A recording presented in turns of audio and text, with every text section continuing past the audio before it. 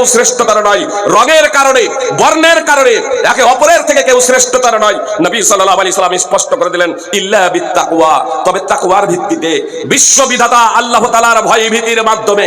যার অন্তরে যত ভয় ভীতি আছে, সুপ্রিয় ভাই এবং বোন, আপনি বলবেন আমি আল্লাহকে সব থেকে বেশি ভয় করি, যে এই কথাটা বলা একমাত্র মুহাম্মদ সাল্লাল্লাহু আলাইহি সাল্লামের জন্যই সাজে। যে মুহাম্মদ সাল্লাল্লাহু আলাইহি সাল্লাম বলেছিলেন একটা প্রেক্ষাপটে, আমি সব থেকে বেশি আল্লাহর অনুগত, আমি সব থেকে বেশি আল্লাহ তাআলাকে ভয় করি। সহিহ বুখারী মুসলিমের হাদিস, হাদিস নম্বর 5, সহিহ বুখারীর 5063। এত ব্যতীত পৃথিবীতে আমরা একে অপরের থেকে শ্রেষ্ঠতর সব থেকে বেশি আল্লাহকে ভয় করি, এ কথা অন্তত বলা যেতে পারে না। তার কারণ আপনাদের অন্তর সম্পর্কে, আপনাদের ব্যক্তি সম্পর্কে এতগুলো মানুষ বসে আছেন আমি অবগত না। এমন ব্যক্তি হতে পারেন যে প্রাইজি থেকে অনেকেই আছেন যারা আল্লাহ তাআলার নিকটে প্রিয়, কোরআন এবং সুন্নাহকে বাস্তবায়নের জন্য বেশি তৎপর। সুপ্রিয় ভাই এবং বোন, এখানে যতগুলো লোক বসে আছেন, এই যে কয়েক হাজার লোক বসে আছেন, এর মধ্যে অনেকেই ভালো হতে পারেন। তো সারা ভারতবর্ষে তো বিশিষ্ট ব্যক্তি এরকম থাকবেই, পরেশগার মুত্তাকি আল্লাহওয়ালা থাকবেই। সুপ্রিয় ভাই এবং বোন, যারা তাহাজ্জুদের নামাজে দাঁড়িয়ে দাঁড়িয়ে পা ফুলিয়ে দেয়, সুপ্রিয় ভাই এবং বোন, জি আছে এই ধরনের ব্যক্তি, আছে এই ধরনের ব্যক্তি পৃথিবীতে। সুপ্রিয় ভাই এবং বোন, তো একে অপরের থেকে শ্রেষ্ঠতর কে? একে অপরের থেকে শ্রেষ্ঠতর হচ্ছে সেই ব্যক্তি যে যত বেশি আল্লাহ তাআলার বিধিনিষেধ মেনে চলে। যে আপনার ধারণাতে আপনি শ্রেষ্ঠতর হতে পারেন, আমার ধারণাতে আমি শ্রেষ্ঠতর হতে পারি। অবশ্যই এটা নিজে নিজে আমরা শ্রেষ্ঠতর হিসেবে নিজেকে বলবো না, অবশ্যই এতটুকু আমরা করব যে আমি যাতে সব থেকে ভালো হয়ে যাই, আমি যাতে সব থেকে বেশি মুহাম্মদ সাল্লাল্লাহু আলাইহি সাল্লামের আদর্শে আদর্শিত হয়ে যাই। এটা অবশ্যই আমাদেরকে প্রচেষ্টা করতে হবে। সুপ্রিয় ভাই এবং বোন, তো মুহাম্মদ সাল্লাল্লাহু আলাইহি সাল্লাম স্পষ্টভাবে বললেন, জন্মগত কারণে, রঙের কারণে কেউ একে অপরের থেকে শ্রেষ্ঠতর নয়। শ্রেষ্ঠতর হলো সেই ব্যক্তি, মর্যাদা সম্পন্ন হলো সেই ব্যক্তি, তার রং যেমনই হোক না কেন, সে যে কোনো ঘরেই জন্মগ্রহণ করুক না কেন, সে যদি তাকওয়াবান হয়, সে যদি আল্লাহ তাআলার বিধিনিষেধ মেনে চলে। মুসনাদ আহমদ হাদিস নম্বর 23489। সুপ্রিয় ভাই এবং বোন, কথা একটু আপনারা মনোযোগ দিয়ে শুনুন। জন্মগত কারণে আমরা সকলেই সমান, জন্মগত কারণে আমরা সকলেই সমান। মুহাম্মদ সাল্লাল্লাহু আলাইহি সাল্লাম বলেছেন, কুল্লু মাউলুদি ইউলাদু আলাল ফিতরাহ, প্রত্যেকটা শিশু ফিতরাতের উপরে জন্মগ্রহণ করে। মুহাম্মদ সাল্লাল্লাহু আলাইহি সাল্লাম এই কথা বললেন না যারা মুসলমান ঘরে জন্মগ্রহণ করে তারা ফিতরাতের উপরে জন্মগ্রহণ করে, এই কথা বললেন না। বলছেন প্রত্যেকটা শিশু, মুসলমান ঘরে জন্ম হোক আর অমুসলমান ঘরে জন্ম হোক, প্রত্যেকটা শিশু ফিতরাতের উপরে জন্মগ্রহণ করে। আবাওয়াহি হাবিদানিহি আও নাসরানিহি আও মাজ্জিসানিহি, তারপর তার পিতামাতা তাকে ইহুদি বানায় অথবা খ্রিস্টান বানায় অথবা অগ্নি পূজক বানায়। সহিহ বুখারী হাদিস নম্বর 1385, সহিহ মুসলিম হাদিস নম্বর 2658, সহিহ মুসলিম এবং তিরমিজির একটি বর্ণনায় রয়েছে আয়ু শারিকানি, অথবা তার পিতামাতা তাকে মুশরিক বানায়। হাদিসের কোন ভান্ডারে আপনি এটা খুঁজে পাবেন না। আমি একজন সাধারণ ব্যক্তি, তবে বড় বড় শেখ, বিশেষ করে মদিনা ইউনিভার্সিটিতে যারা ডক্টরেট করেছেন হাদিসের ব্যাপারে, তাদেরকেও আমি একাধিক জনকে জিজ্ঞেস করেছি, শেখ আল্লাহ রাসূল সাল্লাল্লাহু আলাইহি সাল্লাম যে বললেন প্রত্যেকটা শিশু ফিতরাতের উপরে জন্মগ্রহণ করে, তারপর তার পিতামাতা তাকে ইহুদি বানায় অথবা খ্রিস্টান বানায় অথবা অগ্নি পূজক বানায় অথবা মুশরিক বানায় অর্থাৎ অমুসলিম বানায়, তো হাদিসের কোন ভান্ডারে কোন জায়গায় কি এ কথা লেখা আছে আয়ু সাল্লিমানিহি অথবা তার পিতামাতা তাকে মুসলমান বানায়? বলছে না, এই ধরনের কথা লেখা নাই। তো কেন নেই ভাই? আরে মুসলিম হয়েই তো জন্মেছে। কোন জায়গায় একটা বিল্ডিং তৈরি হয়ে আছে, মসজিদ তৈরি হয়ে আছে, তো মসজিদে যদি কাজ, ওই মসজিদে যদি কাজ যদি করেন তাহলে কি বলবেন? এই মসজিদটা তৈরি করতে হবে বলবেন না? যদি পলাই ও যদি আপনার প্লাস্টার যদি করেন, মসজিদ তৈরি হয়েছে প্লাস্টার করেন, তাহলে বলবেন প্লাস্টার করতে হবে, রং করতে হবে, টাইলস মার্বেল বসাতে হবে, তাই বলবেন না? মসজিদে তৈরি হয়ে আছে, তাহলে একটা ফাঁকা জায়গা আছে, তাহলে বলতে পারেন এখানে মসজিদ তৈরি করতে হবে। ফাঁকা জায়গা আছে, আপনি বলতে পারেন বাড়ি তৈরি করতে হবে। বাড়ি ভেঙে দিয়েছেন, এবার বলতে পারেন বাড়ি তৈরি করব। আপনার বাড়ি তৈরি হয়ে আছে, তাহলে আপনি বলবেন বাড়ি তৈরি করব। ওই বাড়ির উপরে, ওই বাড়িটাকে আপনি তৈরি করবো বলবেন। হ্যাঁ, একতলা আছে তো দোতলা তৈরি করবো বলবেন। একতলা আছে একতলা তৈরি করবো আপনি বলবেন না, যতক্ষণ পর্যন্ত না আপনি ভাঙছেন। আর যখনই আপনি বলবেন যে এই বাড়িটা তৈরি করবো, তখন আপনি বলবেন এই বাড়িটা ভাঙবো দিয়ে তৈরি করবো, তাই না? সবাই তো মুসলিম হিসেবে জন্মগ্রহণ করেছে, সবাই মুসলিম হিসেবে জন্মগ্রহণ করেছে। সুপ্রিয় ভাই এবং বোন, জি, কেউ শূদ্র না, কেউ ব্রাহ্মণ না, কেউ ক্ষত্রিয় না, কেউ বৈশ্য না। আমাদের ভারতবর্ষে এসে হয়ে যাচ্ছে কেউ ব্রাহ্মণ, কেউ বৈশ্য, কেউ শূদ্র, কেউ ক্ষত্রিয়, কিন্তু পৃথিবীর অন্যান্য দেশে কোনো জায়গাতে কিন্তু এটা হয় না। সুপ্রিয় ভাই এবং বোন, জন্মগত ভাবে সবাই সমান, জন্মগত ভাবে সবাই সমান। আপনি দেখান আপনার ধর্মগ্রন্থ থেকে। সুপ্রিয় ভাই এবং বোন, আমি বললাম যে পবিত্র কোরআন, এই পবিত্র কোরআন কিন্তু শুধু মুসলমানদের ধর্মগ্রন্থ না, যেহেতু ইসলাম হচ্ছে সার্বজনীন দিন।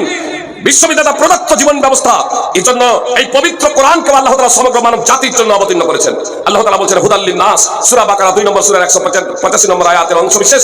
আল্লাহ তাআলা বলেছেন এই পবিত্র কোরআন হলো মানব জাতির জন্য বা মানব জাতির জন্য নির্দেশিকা, আলোকবর্তিকা, হেদায়াত, গাইড। সুপ্রিয় ভাই বন্ধুগণ, এই পবিত্র কোরআনকে আল্লাহ তাআলা মানব জাতির জন্য পথ নির্দেশিকা, গাইড এবং হেদায়াত রূপে অবতীর্ণ করেছেন। সুপ্রিয় ভাই বন্ধুগণ, তো সমস্ত মানুষ জন্মগ্রহণ করে একই ভাবে, একই প্রক্রিয়ায়, একই পদ্ধতিতে, আর তারা সত্যকে গ্রহণ করার যোগ্যতা নিয়ে জন্মগ্রহণ করে, তাওহীদকে মান্যকারী হিসেবে জন্মগ্রহণ করেন। সুতরাং ইয়াজ বিন হিমার আল মুজাশঈ রাদিয়াল্লাহু তাআলা আনহু সূত্রে বর্ণিত রাসূলুল্লাহ সাল্লাল্লাহু আলাইহি ওয়াসাল্লাম বলেছেন, আল্লাহ তাআলা বলেছেন, অর্থাৎ এটা হাদিসে কুদসি, ইন্নী খলাকতু ইবাদি হুনাফা কুল্লাহুম ওয়া ইন্নাহুম আতাতুহুমুশ শায়াতিন ফাজতালাতুহুম আন দীনিহিম। আল্লাহ তাআলা বলেন, আমি আমার সকল বান্দাকে সৃষ্টি করেছিলাম একনিষ্ঠ করে, তাওহীদকে মান্যকারী হিসেবে। শয়তানগুলো এদের কাছে এলো আর এদেরকে তাদের দ্বীন থেকে বিচ্যুত করে দিল, তাদের ধর্ম থেকে দূরে সরিয়ে দিল। সবাই আসলে ফিতরাতের উপরে জন্মগ্রহণ করেছিল, মিল্লাতের উপরে জন্মগ্রহণ করেছিল, তাওহীদের উপরে জন্মগ্রহণ করেছিল। এক কথাই সে আত্মসমর্পণকারী হিসেবে, তাওহীদকে মান্যকারী হিসেবে সে জন্মগ্রহণ করেছিল। আর এর বিষয়ে আপনারা সূরা আরাফ 7 নম্বর সূরার 172 নম্বর আয়াত আপনারা তাফসীর সহ অধ্যয়ন করবেন যে আদম আলাইহিস সালামকে, আমাদের আদি পিতা আদম আলাইহিস সালাম, তাকে সৃষ্টি করার পরে তার পিঠ থেকে আত্মাসমূহকে বের করেছিলেন। কিয়ামতের আগে পর্যন্ত যত পুরুষ এবং মহিলা জন্মগ্রহণ করবে সকলের আত্মাসমূহকে বের করে জিজ্ঞেস করেছিলেন, আলাস্তু বিরাব্বিকুম, আমি কি তোমাদের পালনকর্তা না? ক্বালু বালা শাহিদনা, তখন সকলেই বলেছিল, জি হ্যাঁ, আপনি হচ্ছেন আমাদের পালনকর্তা। তো এজন্য আল্লাহ তাআলা বললেন, আমি আমার সমস্ত বান্দাকে আমার একনিষ্ঠ করে তাওহীদ মান্যকারী হিসেবে সৃষ্টি করেছি। শয়তানগুলো এদের কাছে এসে তাদেরকে তাদের ধর্ম থেকে বিভ্রান্ত করে দিয়েছে, দূরে সরিয়ে দিয়েছে। সহিহ মুসলিম হাদিস নম্বর 2865। সুপ্রিয় ভাই বন্ধুগণ, আমি রেফারেন্স শুধু এজন্যই দিচ্ছি, আমি কতটুকু জানি এটা বলার জন্য না, তার কারণ আমি খুব কম জানি, আমি বেশি জানি না। তাহলে আমি এটা রেফারেন্স এজন্যই দিয়ে দিই যে অনেক আলেম ওলামা আছেন বা অন্যরা যারা যাচাই বাছাই করবো মনে করছেন, তারা যাতে কোরআন এবং সুন্নাহ বিভিন্ন ভাষায় যেহেতু ট্রান্সলেট হয়ে গেছে, তারা মিলিয়ে দেখে তাদের ঈমানটা মজবুত যাতে হয়ে যায়। তার কারণে শুনে শুনে অনেকের হতে পারে কি না পারে, আবার অমুক আলেম এই কথা বলছে, অমুক বক্তা এই কথা বলছে, তো কার কথা শুনবো?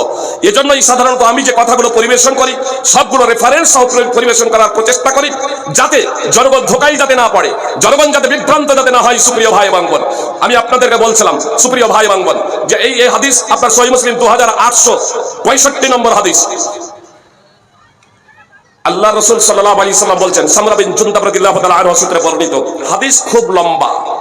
আলোচ্য বিষয়ের সাথে একটা পয়েন্ট আমি আপনাদের বলতে চাই, আর তা হলো মুহাম্মদ সাল্লাল্লাহু আলাইহি ওয়াসাল্লামকে যখন জিবরিল এবং মিকাইল এই দুইজন বিখ্যাত ফেরেশতা নিয়ে গিয়েছিলেন, তো মুহাম্মদ সাল্লাল্লাহু আলাইহি ওয়াসাল্লাম অনেকগুলো দৃশ্য দেখেছিলেন। তার মধ্যে একটা দৃশ্য ছিল যে এক বাগিচায় একটা বৃক্ষের নিচে একটা লম্বা লোক বসেছিলেন, আর তার আশেপাশে অনেকগুলো শিশু ছেলেমেয়েরা বসেছিল। মুহাম্মদ সাল্লাল্লাহু আলাইহি ওয়াসাল্লাম জিজ্ঞেস করেছিলেন, এই লম্বা লোকটাকে আর এই কচি কাচারা কারা? তো ওই দুইজন ফেরেশতা জবাবে বলেছিলেন যে এই লম্বা লোকটা হচ্ছেন ইব্রাহিম সাল্লাল্লাহু আলাইহি ওয়াসাল্লাম।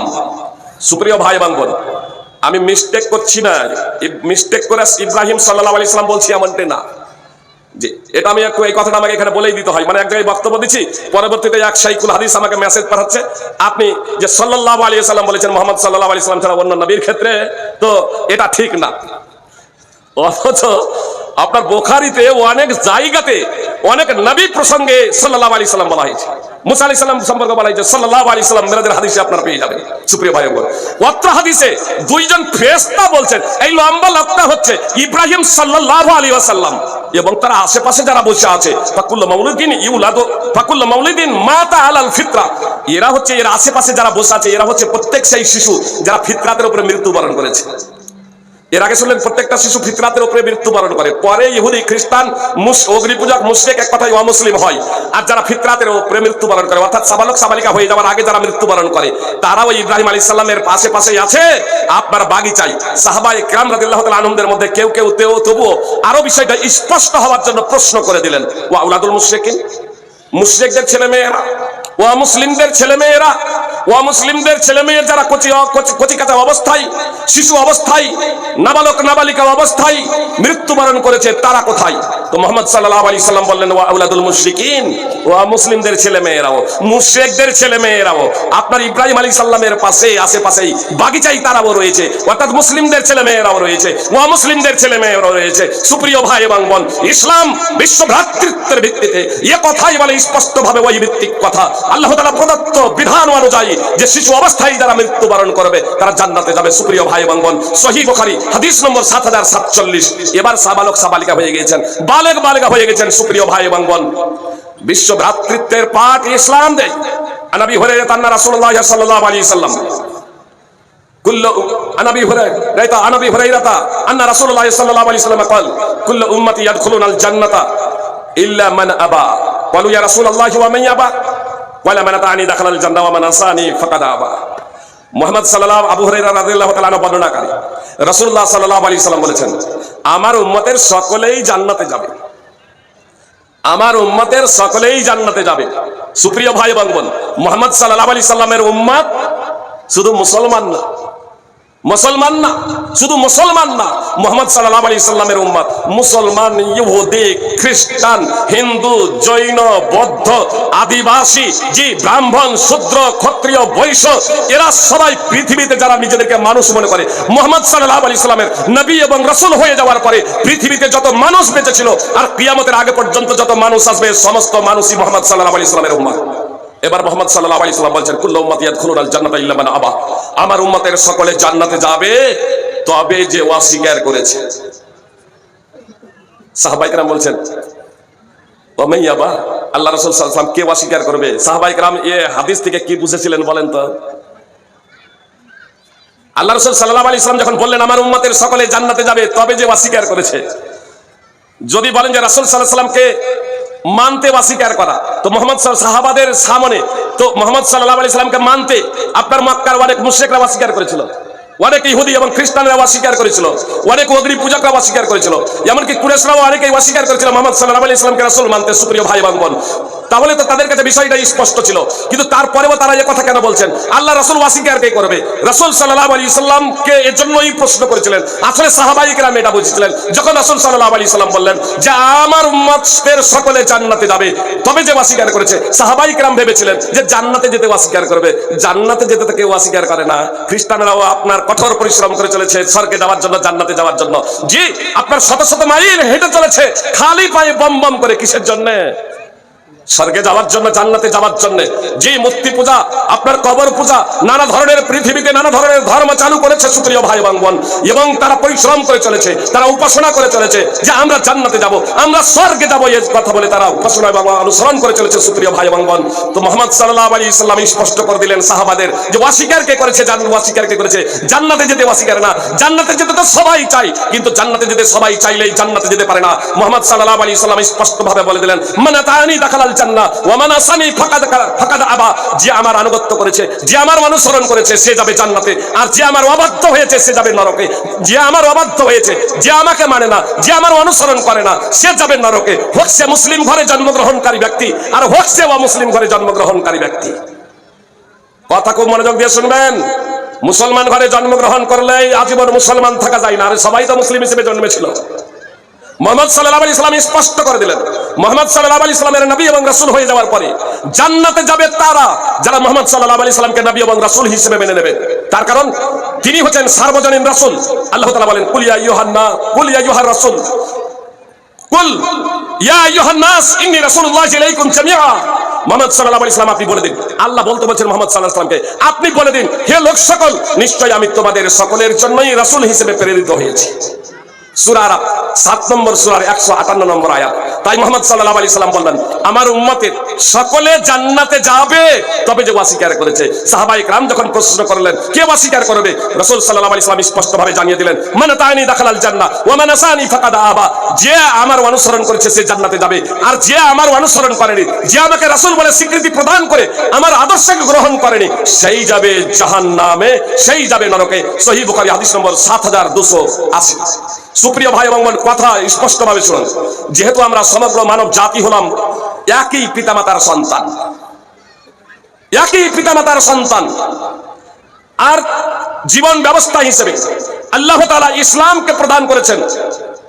একমাত্র ইসলামই হলো আল্লাহ তাআলার নিকটে জীবন ব্যবস্থা, আল্লাহ তাআলার সন্তুষ্টি অর্জনের মাধ্যম।